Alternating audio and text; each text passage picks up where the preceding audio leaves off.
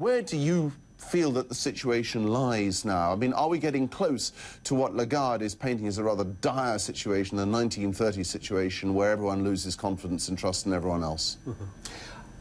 What we've got is a classic negotiating situation, and Greece is in the last chance saloon.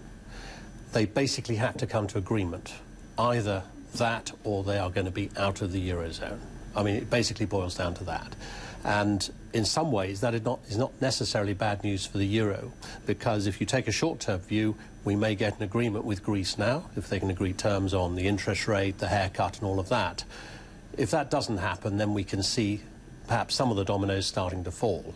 So it means that Greece will perhaps come out of the eurozone, which, if that means that Germany stays in the euro, is actually very positive for the euro and the prospects. It's just a question of the timescale.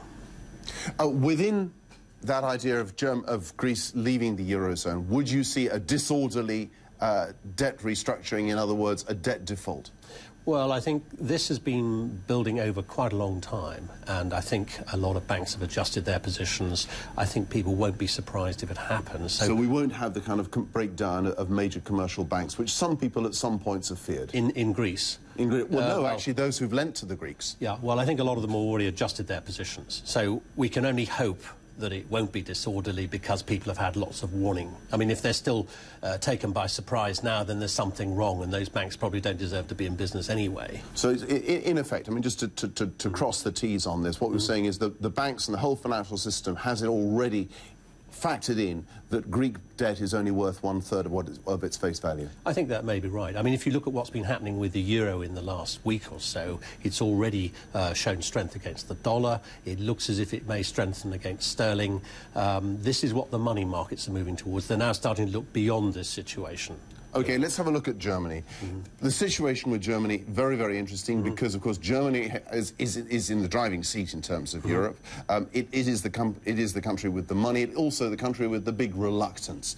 Do you think there's going to be any kind of change of position, or do you think that the Germans, in playing it long, have actually won out in the end here? I'm not sure there are particular winners. I mean, if they survive and we get a tighter eurozone with stronger partners in it, then that will be a form of victory. I think the fact that Angela Merkel has been talking with Lagarde to discuss this whole issue about putting the existing EFSF alongside the new, ESM to get a fund of 750 billion euros. I mean, that's starting to look almost sensible. I mean, the figure in most people's minds is probably about $1 trillion.